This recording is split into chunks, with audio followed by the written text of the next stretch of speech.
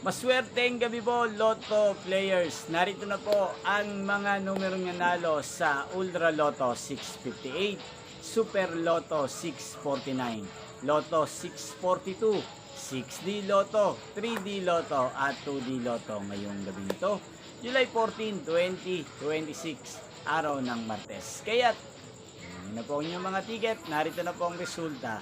Yan, nakikita nyo na po ngayon sa screen ng inyong cellphone ang mga numerong nanalo sa mga games ng PCSO ngayong gabi nito.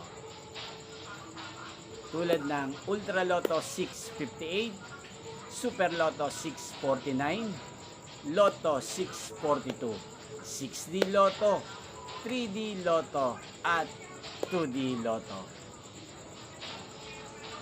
Kung natayaan nyo po ang mga numerong yan kanina, congrats po sa inyo. Sa mga gusto naman pong magpa-shoutout dyan, mag-comment lang po kayo para bukas po sa susunod na resulta ng mga games ng PCSO, isa-shoutout ko po kayo.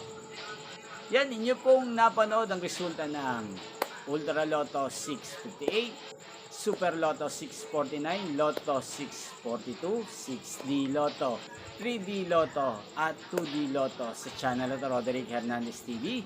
Magkita-kita pong muli tayo bukas sa susunod na resulta ng mga games ng PCSO. Thank you for watching and good night po sa ating lahat.